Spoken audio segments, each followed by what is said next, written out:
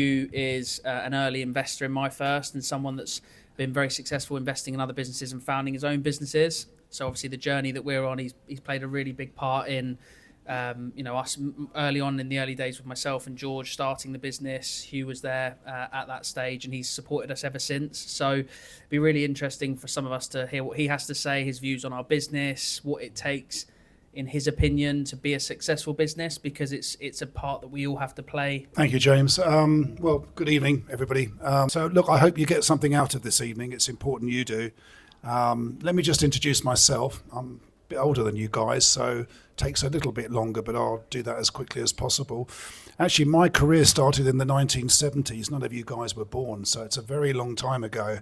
And I was very lucky to join Apple in 1979, and that's a long, long time ago. But when I joined Apple, there were 12 of us in the UK, and Apple was a private company, and my boss reported to a guy by the name of Steve Jobs, and most of you will know he's the founder of Apple.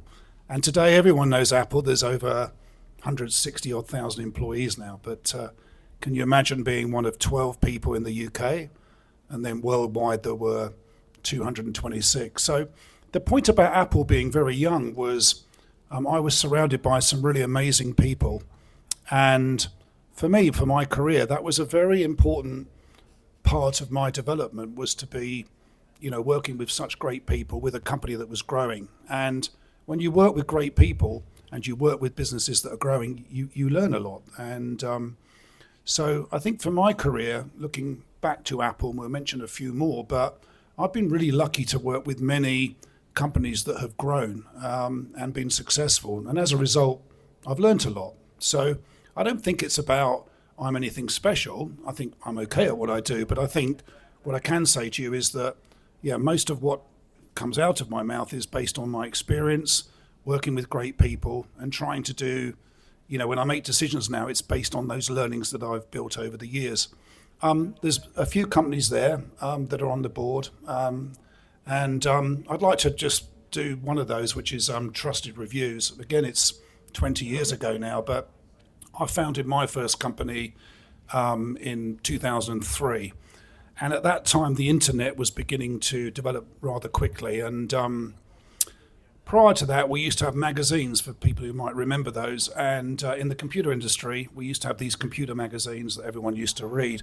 But the internet came along, and someone I knew was the editor-in-chief of Britain's #1 selling computer magazine, which was called Personal Computer World magazine. And they used to sell about 200,000 copies a month in the UK. He felt the future of publishing was the internet. So his idea was to take the concept of a computer magazine, in other words, doing reviews of products and news and features, but rather than chopping down trees and publishing on paper, to publish online. So trustedreviews.com, as I said, took the concept of a computer magazine, left the trees in the ground and published online. And this was disruptive at the time. And because of that, we had a great product, because all of the people that worked for me in the content side had come from the magazines, the best journalists. But yes, we were able to distribute online. So some of you will know, well, you'll all know, Apple launched their iPhone 17 a couple of weeks ago. And, historically, when they launch it, the magazines would have to go and buy a magazine. They'd write the reviews, and the first you'd know about it was several weeks later. That could be 4 weeks or even 8 weeks later. With a website, you could literally get that product, review it that day, and publish it online that day. So the speed of delivering information, of course, via the internet is far quicker than those traditional methods. My business, Trusted Reviews, was market leader, and I sold my business in 2007 to a company called Time Warner. And Time Warner were the largest media company in the world, American company. So I'm very pleased to have done that. Since I've had two businesses that I've started myself, both were very successful. And what I've been doing in the last 15 years is investing in businesses. And as James said, I'm delighted to be an investor in MyFirst. Shall I mention Lad Bible? I think most of you know Lad Bible, right? You're young people. So I met the founder of Lad Bible. He actually reached out to me.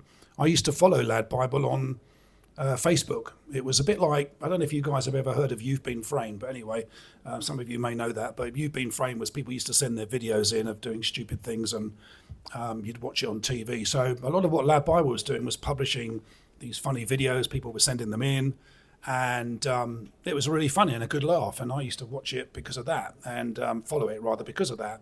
Anyway, the founder reached out to me. There were 12 of them from Manchester, and cut a long story short, I joined Lad Bible. And if you look at Lad Bible today, which is about 11 years on from that, today the company has almost 600 employees.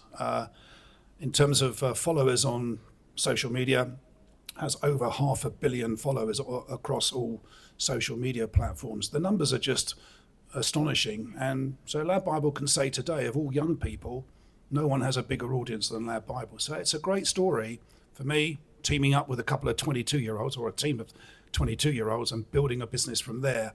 I learned so much from those people. Hopefully, they learnt a bit from me, because I would say this, that my experience allowed them to develop their business and grow it. And it's interesting, at the time in Manchester, there were two brands, Unilad, you may know that, and Lad Bible. So both teams of young people, both on, in those days it would have been Facebook, Twitter, and a website. Obviously, social platforms have moved on now, and TikTok and others are now, for younger people, the premium platforms. But yeah, just to finish off, I think Unilad, Lad Bible. So Lad Bible guys were very smart. They went out. I'm not the only person who's worked with Lad Bible. I'm probably the guy who was actually in the cockpit with them, but we had some other people who helped Lad Bible. They were really smart. They were young people. They were dynamic. They worked hard. They had a great idea, but they had no business experience, which is normal, right? If you start a business straight out of uni. But what they did was to get people around them that had developed good businesses. So in my case, when I met them, they had millions of followers on their Lad Bible Facebook page, but they didn't know what to do with it. How do we do sales? How do we set up a sales team? How do we get a business? Meanwhile, Unilad didn't do any of that. And if you fast forward, Unilad, with 35 million followers on their Facebook page, went bust. So Lad Bible had 35 million. Unilad had 35 million. Lad Bible, very, very profitable company, and Unilad went bust, which is, you could have put a guinea pig in charge of Unilad and it would have been profitable in my eyes, but it was run really badly. And I think one of the things that James has done, I'm not the only one here in MyFirst, as you know, you've got a number of people here that have invested in MyFirst, and these people have experience in building successful businesses. So I think it's important for all of you to know, whilst you've got some tremendous founders here who are very talented, you've also got an additional layer of people who've got proven experience. That's a big introduction, but anyway, I'm pleased to be here. Thank you again for listening, and that's my introduction. Appreciate that, and I think that gives everyone a bit of background as to kind of what Hugh's story is and how he got himself into a position to be able to invest in businesses like ours. And I think one question that I've got for you, Hugh, which would be quite interesting for people to know, is why is it you decided to invest in MyFirst? What did you see in the business or the vision or the brand, or what was your decision making when it came to investing in what all of these people now work towards every single day? I think there's two things I want to say. First of all, I've got to say this is a company that's focused on supporting young drivers. So rather than trying to do too many things and do them all wrong, there is a focus here. When I met James and some of the other guys that founded this, I was pleased that, to me, the product looked good. But I have to say this to you, that even in a world of AI, I want to say this to you, that human beings are really important. I have a saying for all the companies, this is my own saying, but whenever I used to talk to my staff, I always used to remind them, and I'll remind you guys, that the difference between us and success is us. And I think that is a very important thing for everyone in this room to realize. We will be successful if we work well as a team, and we work hard, and we've got clear and strong management, and we've got good staff all the way around the company, then we will be successful. The human part is still critical. And you guys know, listen to you guys as I come in here this evening, lovely buzz as you're all talking away to our customers. And that human part is still very, very important. AI, I love AI. I'm a big fan of AI. And I work with companies that have deployed AI since it first came out. But at the end of the day, this human part is still very, very important. So why did I invest in this company? I've got to make James's head big. James is somebody who likes to win. He really likes to win. I don't like to lose either. I like to win. I hate losing. But if I lose, it's fine. I used to play rugby at school and we shake hands afterwards. But yeah, I like to play fair, but I don't like to lose. So I think James and the team around James, Katie and George, Carl over the back there, these guys like to win. And I saw a hunger. Maybe it's from your golf, I don't know, but there's a natural wish to win, and I think you need that in any business to be successful. So that's why I invested. Okay, so I think moving on from obviously why Hugh invested and who Hugh is, I think one of the things we want you guys and the team here to get out of today is picking Hugh's brain on certain things that I think are really relevant to us. And I think one area that I want to raise to get Hugh's thoughts on are common themes that you've seen. You've been involved in obviously some very successful businesses that have scaled very, very quickly. You've also founded your own businesses. What themes do you see in these organizations that have made them a success or contributed to their success, and things that we as a business can remember not to forget and to put into our culture as we try and scale and be successful in our own right? Yeah, I have to return to people. Yeah, I have to say that. The word team out there, let's look at, I don't know, football teams. Who's top of the Premier League? Arsenal right now, yeah? And at the end of the day, to win the Premier League, you've got to have the best team, right? Because there are teams that play in pub leagues, they're 11 people, and then there are teams that are 11 people and are top of the Premier League. The difference between those two teams is the calibre of the people. So I have to say that people, and in particular this business, which is very people focused if we look at how we work and how we do things here. So people are very, very important. The other thing is that there's a saying, the harder you work, the luckier you are. And I want to say to you that personally, I don't regard myself to be anything special, but I always worked hard. And I've seen that here tonight, because when I was at Apple, I was in sales, and some of my colleagues on a Friday, they would be out visiting resellers that we would be working with. And some of them come Friday lunchtime. These are the days of company cars and all of that. They drive back to the office. They'd be back in the office by 5 o'clock, and then off they go into the evening, and which is fine. I'm not saying that we can't say that that's a bad thing to do. But myself, I'd be out seeing customers. I'd come back to the office later, and I found myself in the evenings. This is the day, by the way, days before the internet, I'm afraid, but I'd find myself preparing quotations for people. We never had the internet then, so can you believe we have to, well, we're not typing, well, we are typing them, but we've got word processing because we're Apple, right? But I could print out my quotes, and I would post them that evening. So I would literally prepare my letters, I put them in an envelope, post them. So Monday morning, the post has been delivered. I could then phone someone on a Monday, and I could then close those orders. I've given them a quote. My friends my colleagues, many of them haven't even sent those quotes.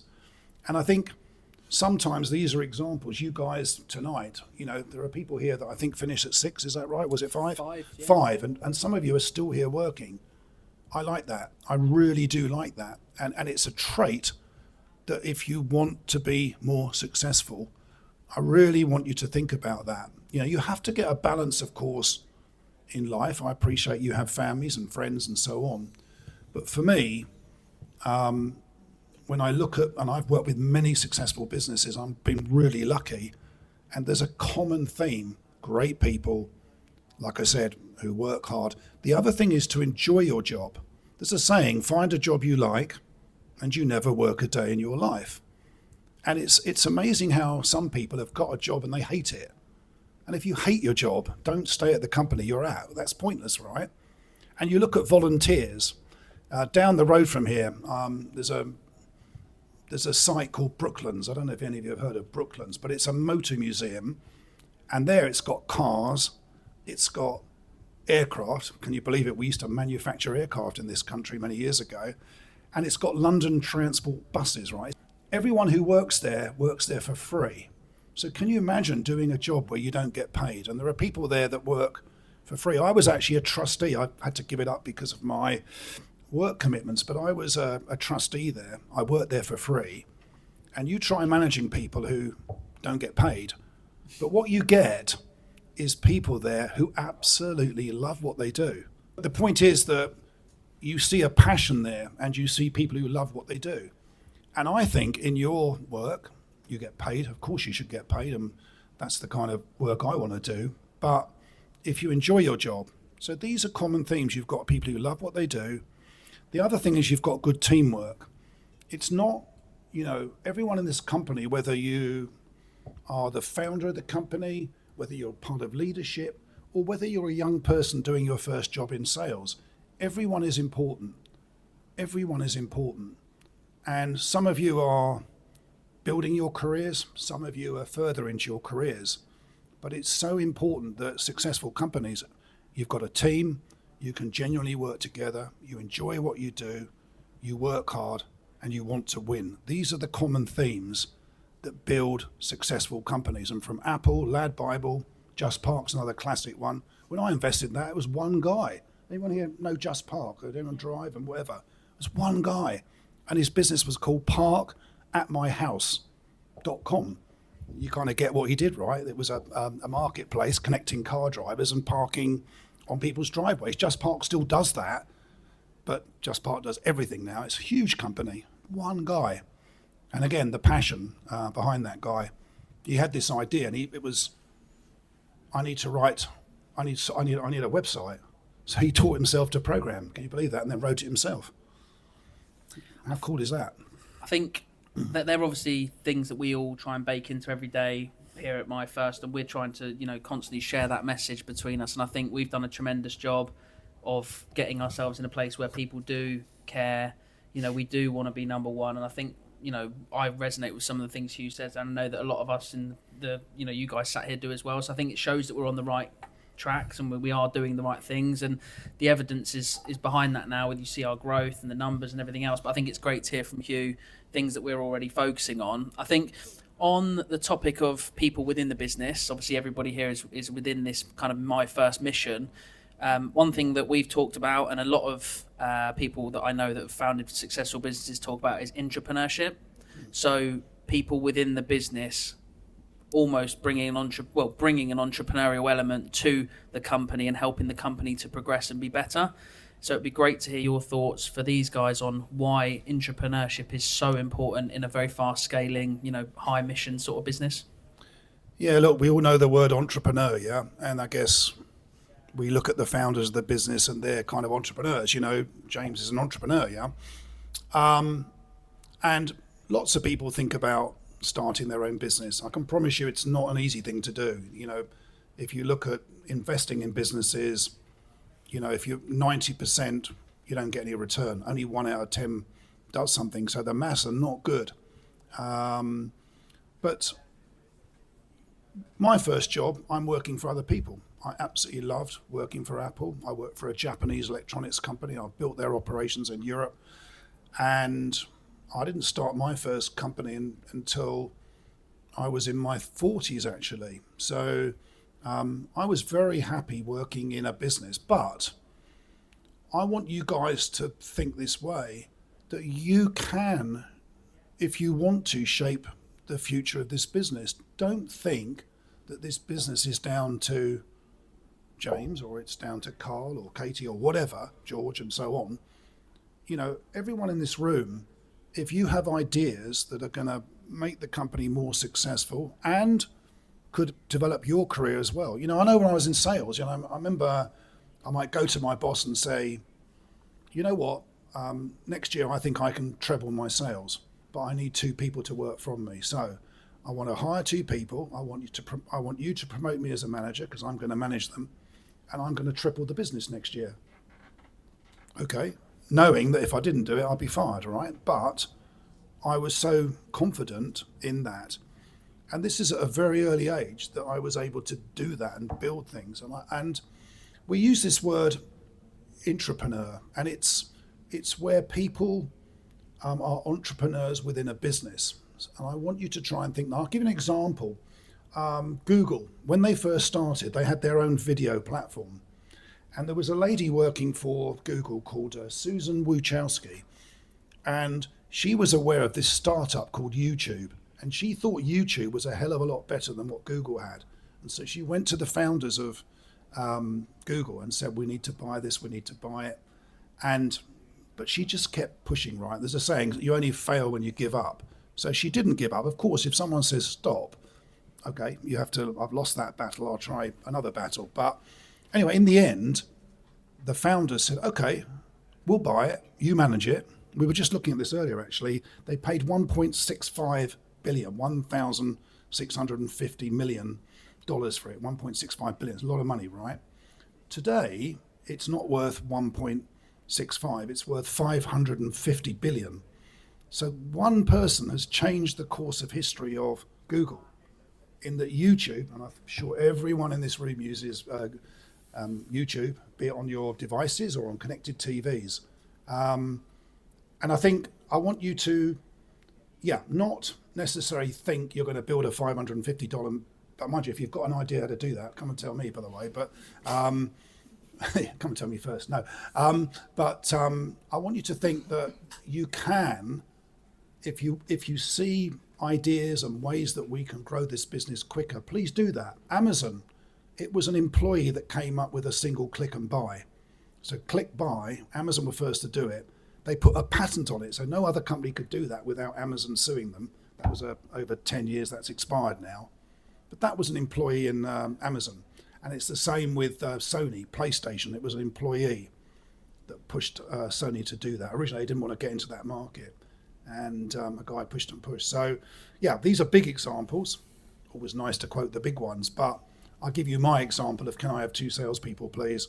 Because I think I can triple what I'm doing. And I want you to make me a manager. And I want you to pay me more. All ifs, if I deliver that, you pay me this. And I think on that, obviously I spend a lot of time with Hugh and other people that have invested in our business but have also been successful in other businesses that we would all know.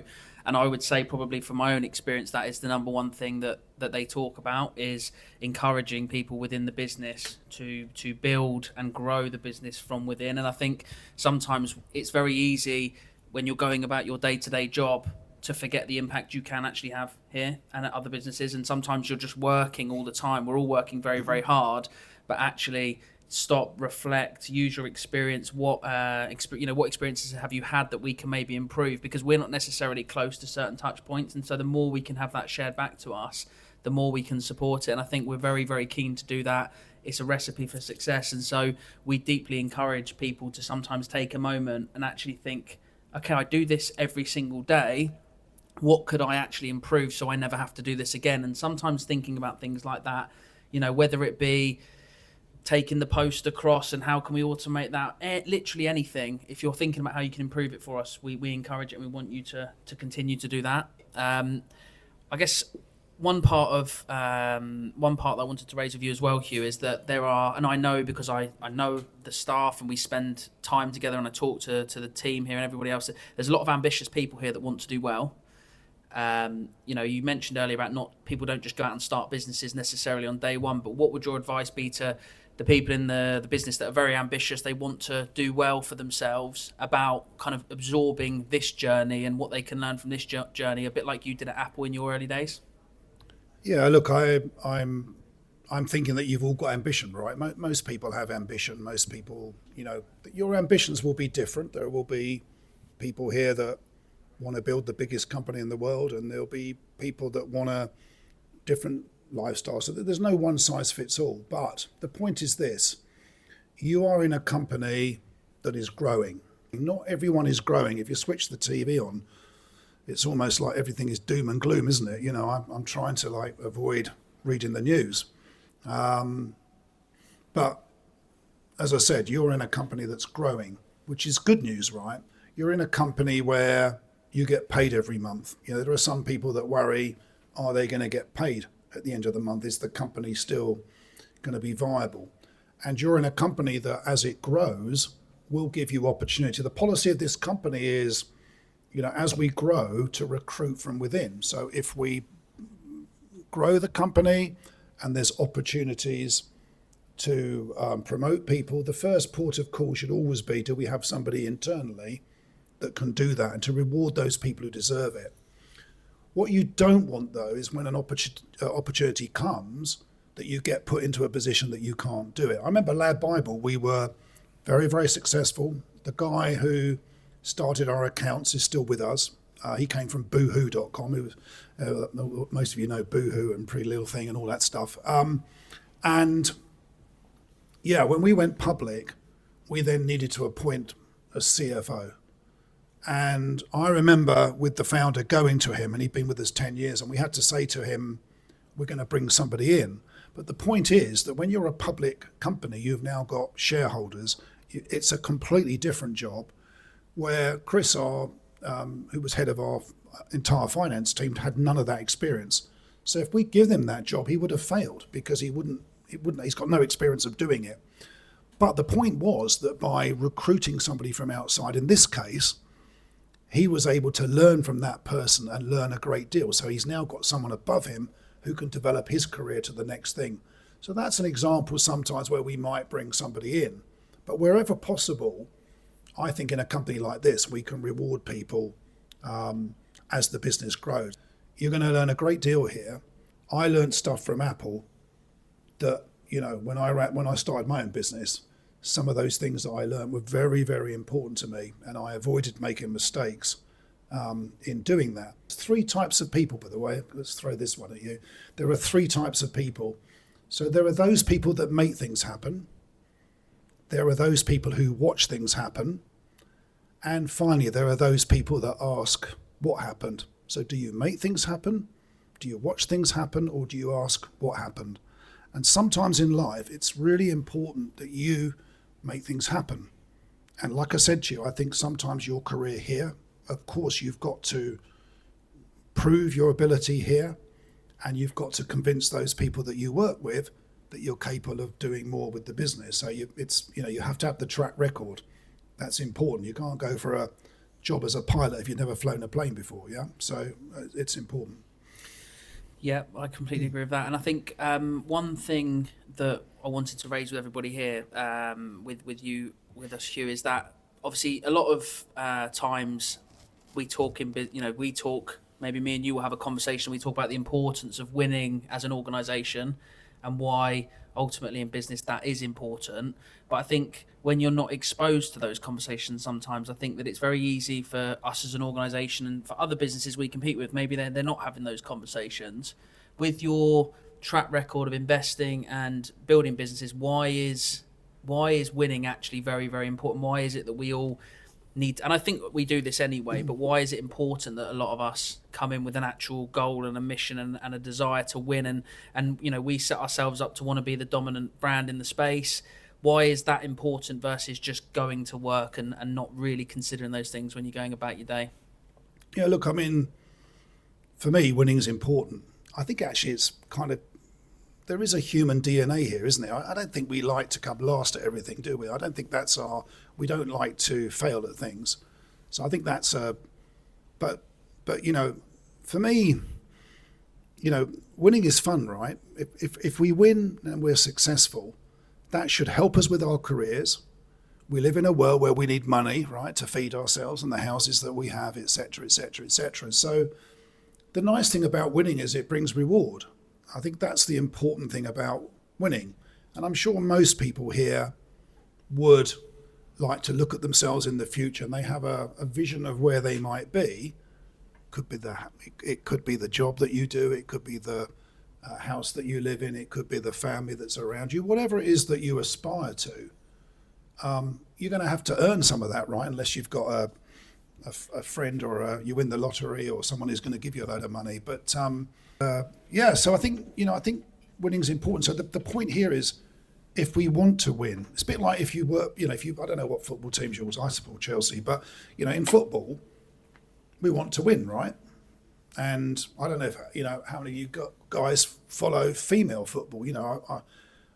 I was near Stamford Bridge recently, and there was like thousands of people, and it's the Chelsea women's team, right? And it's like, my God, it's like masses of people coming out the ground. I didn't realise that how big that was. But for football, people who like football, we can take any sport, by the way, it doesn't have to be football, but football is about winning, and whether, you know, the team is, if you're going to win, you've got to have the best players. So here, if we want to win, we've got to make sure that we've got good players, because great people don't want to work with not so great people.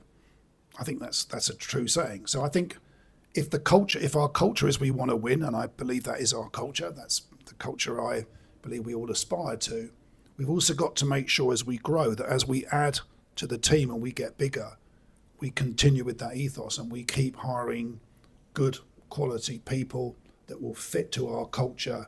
I feel a good atmosphere here. Just when I walked in, okay, you're all on the phones, which is brilliant. We're all talking to customers, but I can see you all as groups. I can see friendships here as well, you know, and I've got friends that go back to my Apple days, and most of my friends, you know, a lot of my friends have just come through work because I've just met so many nice people, and they've just become friends, you know, which is brilliant. Yeah, I think that's something that we benefit from. I think everyone here builds, you know, you build great relationships when you work so hard together and you know, go through this experience as a group. I think you form bonds with each other that you don't necessarily get the chance to outside of work. So I think we benefit from kind of some of what Hugh is saying there, and long may that continue. I think that's what pushes us along.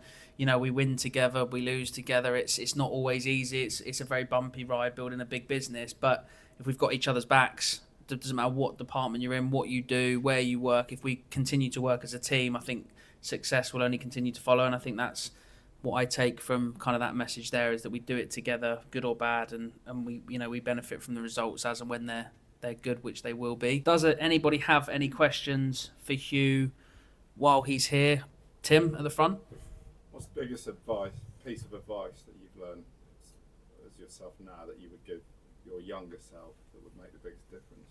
What's the biggest piece of advice you'd give yourself from your years of experience to a younger version of yourself? Yeah, it's such a great question. I think when I was younger, I often thought there were times when I thought I know it all, and I didn't. And even now I don't. I'm still learning every day. So I think if I was to change things, I think sometimes when I was younger, you know, maybe to recognize that, yeah, I don't know everything, to listen a bit more. I think that's one of the pieces of advice. And of course, look, I've made mistakes in my life and in my career. I'd love to put those right. But, you know, the person who never made a decision never made a mistake, right? So sometimes in making decisions, you will make mistakes. That's fine.